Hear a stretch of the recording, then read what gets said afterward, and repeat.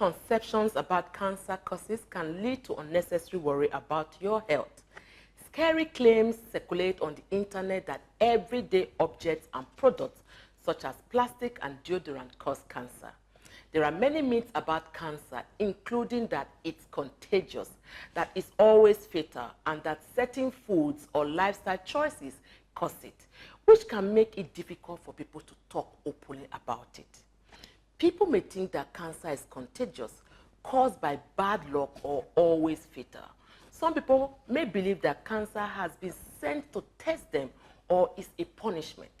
People with cancer may feel ashamed or fear being stigmatized. In some cases, carers and family members may not tell the cancer patient about the diagnosis, believing that this information will hasten their decline. Beyond being wrong, many of these myths may cause you to worry unnecessarily about your own health and the health of your family members. Before you panic, take a look at the reality behind these common myths. Stay tuned to your favorite health TV talk show, The Physicians, as we provide information on some of the common misconceptions about cancer and its treatment. Do stay tuned.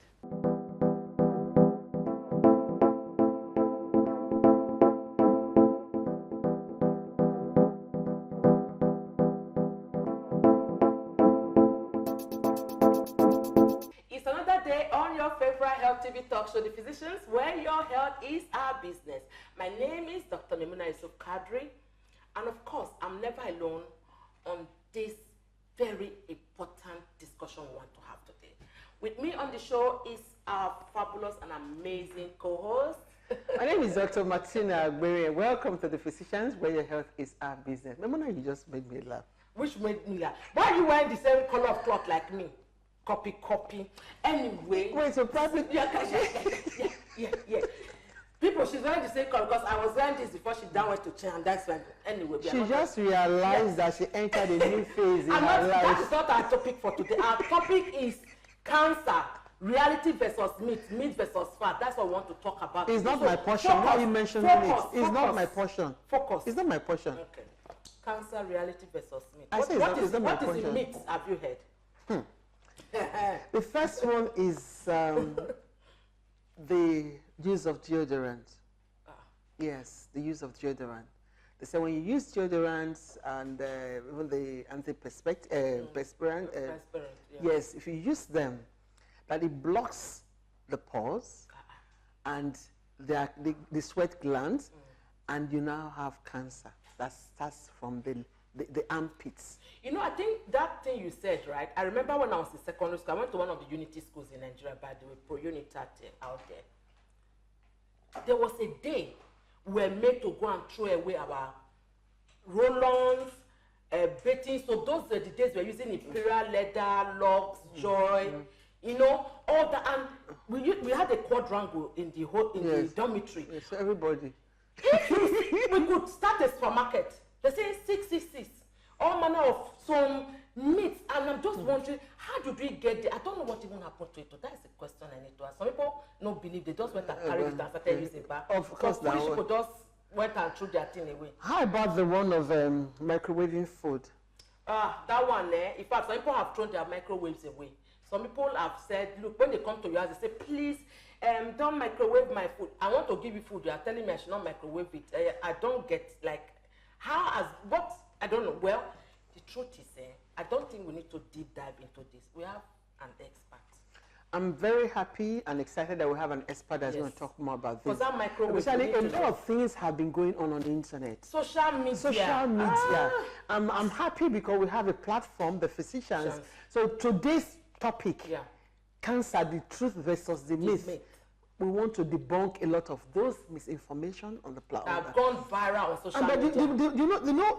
The scary thing is a lot of people get information from social media that are not true, and they run with it. You know, see, again, studies have actually shown that 33% of the Gen Zs and millennials and Gen Zs get their health information from TikTok. From TikTok. 33%, 1/3 of the Gen Zs. So what it means is that the health industry We need to sit up. We need to sit up. We need to sit up. We need to actually go into those platforms where we can debunk all this, reduce disinformation, reduce information is key. Disinformation, and people can get the right thing. Look at what happened during Ebola, which is not too far away. I was waking up middle of the night, me doctor, doctor. People that love me, their family member, wake up, doctor. They're even calling me doctor. Go and bathe with salt. I'm like, I had to say, do you know I'm a doctor? You know me, no, you know me. Go and bathe with salt. And people actually die. Yes. You know what? We'll be right back after this timer because we have an expert in the studio who is going to school us, who is going to educate us, who is going to reduce the misinformation and disinformation. And of course, please, at this point in time, ring people, call people. If you can carry that bell, go to the street and say, come everybody, Uwanile, appear, come. We are going to have an August meeting that is not in August because this discussion is very relatable and we need you to help minimize the stress, the anxiety, and fear and panic that comes with misinformation. We'll be right back after this timer. Do stay tuned. Every day and in every way, enjoy that I find support. No matter the role you play, nutrient pack supplement for you and me. In your body, that I fight you. Darvite nutritional supplement is loaded with essential multivitamins, minerals, and natural ingredients that helps you to be at your best. Darvite from LB Pharma. Darvite, love yourself. Welcome back. If you're just joining us, this is your favorite health TV talk show, The Physicians, where your health is our business. Today on the show, we'll be discussing cancer, the truth versus the myth. And with us in the studio is no other person than the amazing, delectable, cerebral, a walking encyclopedia. She is Dr. CHINENYE IWUJI. She's a consultant oncologist with Lakeshore Cancer Center. Dr. Chi, you're welcome. Thank you so much for having me. Always a pleasure. Nice having you again. You know, the last time we had that, it was so conversational. Like I'm feeling it. I feel it in my bones. I feel it in my bones. you know what? I'm particularly excited because we're going to be talking about the myths, the facts of cancer. Especially when you remember all that is going on social media. Exactly. Yes. Okay. So let us give a big shout out. So this is for you. You are a Google doctor. You follow social media back to back, whether mindfully or mindlessly. This is the time for you to come on our show because on The Physicians, we help to reduce misinformation, disinformation. So please gather people around. Call your neighbors, call everybody. Let us have this conversation now. Because now you are going to not only hear from Dr. IWUJI, who is a consultant oncologist. You know your hosts and co-hosts here. They are physicians too. And we want to let us know that there are so many myths when it comes to cancer. And that is one thing that makes people to die even faster than the cancer itself. So Dr. IWUJI, one very first one, that dark people do not have cancer. Dark people do not have cancer. Like us. No, that is absolutely not true. I'm so sorry, that is not true. In fact, the truth is that at this point in time, cancer is killing more people in places like Africa and Nigeria, more people than HIV, tuberculosis, and malaria combined. Wow. Combined. So it is definitely an issue that we, as dark people, need to be dealing with. So another one is people believe that someone who has cancer is as a result of the sins of the person. The person has committed an abomination. That is why the person is being punished. No, please. This is why there's so much stigma around cancer, and it's a big problem. Cancer occurs for many reasons, many health reasons, many environmental reasons, and it happens all over the world. So it cannot be just your village people because it is happening all over the world. So really, we need to stop stigmatizing cancer, especially because we know that, for example, there's some cancers that are genetic. So they run in the family. But because one family member doesn't tell the other family members, they don't know. So they can't get appropriate help. Please, we need to stop stigmatizing cancer. It's nobody's fault. It's something that happens, and it can happen to any of us, and we all need to seek appropriate care. This is for the men. Please come around, and it's a very, very important discussion because, you know, there's this thing about men making it look as if, you know, they are helping women So this myth is that if men do suckle on the mammary gland of the woman, which is the breast, right, that it will prevent breast cancer. Dr. Woji, please. I am so glad that you have brought this one up, because this happens every single time I give a health talk. This question comes up and people refuse to believe me. They'll believe all the other things they hear on social media. They'll believe this one about sucking mammary glands, but they won't believe all the other stuff I tell them about healthy lifestyle and you know, reducing alcohol. Please, there is no data that confirms that sucking the mammary gland during sexual activity reduces the risk of cancer. Please. Then another one that is very popular is it also has to do with the men. And they will tell you that if they don't have regular sexual intercourse, that they are prone to having prostate cancer. So, and it has to be very regular, even if it's at least 21 times a month. Say it as it is. No. I'm going to make some. Because they feel that, because they believe that if you do not ejaculate, the semen, the sperm that is there, is stored, becomes infected, and becomes cancerous. No. Again, there is no evidence that that is the case. These are the myths that are going on, exactly like we're saying on social media, but actually when they have looked into these things, when they've investigated it, there's no evidence that this is the case. So again, I'm sorry for all the people out there that I'm messing up their social life. It does not help prevent cancer. I'm sorry, that's it. And I'm happy that we are having this discussion because, you know, you see people now doing, you know, the Gen Zs, they use the word, I'm trying to remember, but I can't remember that. You know, they do things the other way around, like they're not wearing bra. It's not a thing anymore. So you just see them not wearing bra, moving around. You know, they use excuses like, oh, their behavior is my zodiac sign. It's not me behaving that way. Because of my zodiac sign says I'm Cancer. So that is why I'm behaving this way. And it's just amazing how we are just, you know, it's a trend that is just becoming cancerous. Because I must say, it's eroding into the core of the society, and people are beginning to start believing it, almost like a shared delusion. Because when you believe something and then other people now start believing it, it becomes a problem. Now let's go to this other part that they said, eating sugar will make the cancer cell grow faster. Yes. But you know, there's actually a saying that says, and I may not quote it exactly right, that a little bit of truth can be dangerous. Okay, so some of these things start from a little seed of truth. Now, let me just clarify this one. Eating sugar does not in itself cause cancer. The truth is that all the cells in our body need sugar in order to grow and, you know, proliferate and everything. All of them need some form of sugar. And so people will say, when you get diagnosed with a cancer, you should cut out sugar from your diet. But the thing is, if you do that, the cancer cells will still keep reproducing. They will still take the sugar, and then the rest of your body is starved. So what we find is for some of our patients who have cancer, they end up changing their diet. They suddenly go on a vegetable-only diet, which they don't like, so they end up not eating at all. They're losing lots of weight. They're becoming very weak and, you know, just looking even more ill. And you think it's the cancer. You don't know it's because they've gone on some diet where they're not having any sugar. So actually, please, it's very important for people to know you can still have sugar. But if you're someone that you're healthy and you're having 6 spoonfuls of sugar every time you have a cup of coffee, and then you drink 5 cups of coffee a day, that is not healthy. That's just everything in moderation. Because if you have lots of sugar, then that would predispose you to diabetes. And it's that lack of control when people become more and more diabetic and their insulin levels are not controlled. That is what predisposes to cancer. Okay, so now let's look at this particular one. I think it's a myth too. Most times I see it as a marketing strategy, right? Now they tell you if you have to drink water, don't leave it in the car, number one, from the plastic, because if it stays there because of the sun, you can have cancer from it. And secondly, when you microwave your food with plastic bowls, you can also have cancer. Because now they sell containers that say microwavable. So that is where I need you to speak to.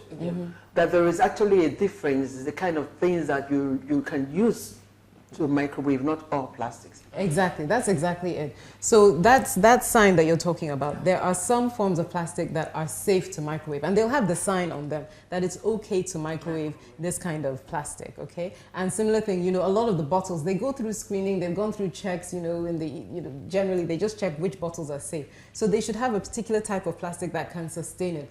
But those kinds of plastics that when you put them in the microwave, they start melting and changing and their form, changing their shape. That's when you have an issue, because if that melting process happens and it gets into your food, that can be what can lead to cancerous processes. But if you have the right kind of plastic that does not decompose and melts under the heat, you're okay. Okay, then another one, thank you. Another one is for somebody who already has a cancer, you say it's contagious. So don't go near that patient. Yeah. So you find out that these cancer patients, they lock them up in the house or in the room because it's contagious. No, that is not true. Cancer is not contagious. You cannot catch cancer from being near someone who has cancer. You cannot even transmit cancer from one person to another. Exactly. It's not an infectious disease. It's not like a virus infection or bacterial infection. You cannot pass cancer from one person to the other. So just because someone has a diagnosis of cancer does not mean that they have to be locked away at all. So I think I'd rather just look at it from this other light. That the person has cancer is not contagious, but what is contagious is actually the virus that causes it. So depending on the kind of cancer. Yes. So if it is the virus, it is a disease, it's not the human being that is. Exactly. So that's correct. So you have some viruses that we know can cause cancer. So for example, cervical cancer, that is linked to the HPV vaccine, right? So, and the virus, sorry, HPV virus. So the HPV virus is actually sexually transmitted. Yeah. So from the time a person becomes sexually active, you have the risk of transmitting this HPV virus. And in fact, the truth is pretty much all of us as adults are transmitting that virus back and forth whenever there's any sexual activity. But our body's natural immune system is killing off that virus. It's only if the body struggles to get rid of the virus that you can then develop a cancer. And that's why we have vaccines, because the vaccines that we have now against HPV can reduce the risk of cervical cancer because it reduces that viral infection, both for men and for women actually, and that can reduce cervical. So now there's this myth or misconception about people who are sexually inactive developing cancer by age 40. Yes. So if you are sexually inactive and you get to age 40, the likelihood of you developing cancer. Let's break it down. Is it sexually inactive? Is it a virgin man or virgin woman? One who has not yes. Or actually both. Yeah. Or not even yes. No, she doesn't even want to hear. It's not true. That is not the case. I mean, really, it's not about being sexually active or sexually inactive. Okay, that's not correct, and that's again putting some sort of stigma on label on people who are not sexually active, which is not actually fair. Yeah. There are some things, like for example, the age a woman has her first child, versus the age she basically becomes menopausal, for example, whether she uses the oral contraceptive pill. Those kinds of things can sometimes altogether have an impact on the lady's risk of developing a cancer. But just sexual activity on its own, there's no risk either for male or for women or females, okay? So it doesn't matter how sexually active or inactive you are, that will not change the risk that just means most of the religious people will have cancer. Exactly. That's the thing. Most religious people... Okay, what happened to the people, the non-celebrate? Exactly. Yeah, because they don't. So are you trying to say that we should rule those people out? So what I will see is people trying to promote certain things. Yeah,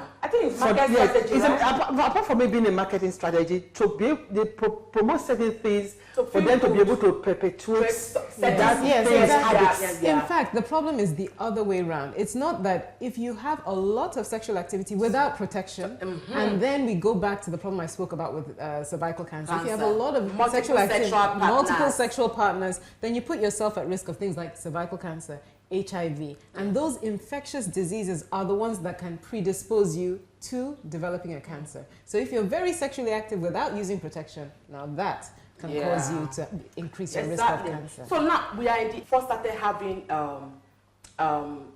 mobile phones in Nigeria. They started erecting these big masks, near homes, and then people living near the power lines. Is that a myth that when you live near power lines and all those masks that you can easily have cancer?